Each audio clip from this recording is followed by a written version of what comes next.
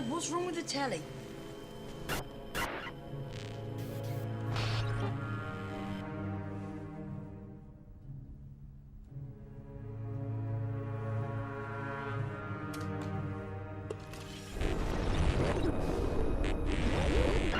Good evening, London.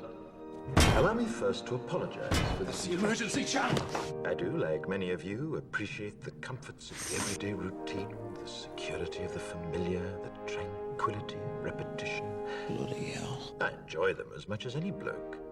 But in the spirit of commemoration, Who's that, Mum? whereby those important events of the past, usually associated with someone's death or the end of some awful bloody struggle, are celebrated with a nice holiday, I thought we could mark this November the 5th, a day that is sadly no longer remembered, by taking some time out of our daily lives to sit down and have a little chat.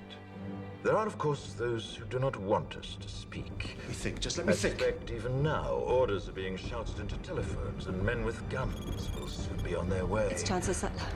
Damn it! Why?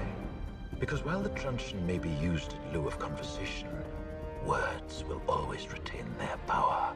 Words offer the means to meaning, and for those who will listen, the enunciation of truth. And the truth is, there is something terribly wrong with this country, isn't there? You designed it, sir. You wanted it foolproof. You told me every television in London. Cruelty and injustice, intolerance and oppression. And where once you had the freedom to object, to think and speak as you saw fit, you now have censors and systems of surveillance coercing your conformity and Cameras. soliciting your submission. We need cameras. How did this happen? Who's to blame? Well, certainly there are those who are more responsible than others, and they will be held accountable. But again, truth be told, if you're looking for the guilty, you need only look into a mirror. I know why you did it. I know you were afraid. Who wouldn't be? War, terror, disease. There were a myriad of problems which conspired to corrupt your reason and rob you of your common sense. Fear got the best of you, and in your panic you turned to the now High Chancellor Adam Sutler. He promised you order, he promised you peace, and all he demanded in return was your silent, obedient consent. Inspector, you're almost through. Last night, I sought to end that silence. Last night, I destroyed the Old Bailey to remind this country of what it has forgotten.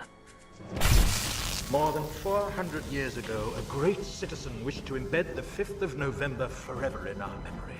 His hope was to remind the world that fairness, justice, and freedom are more than words.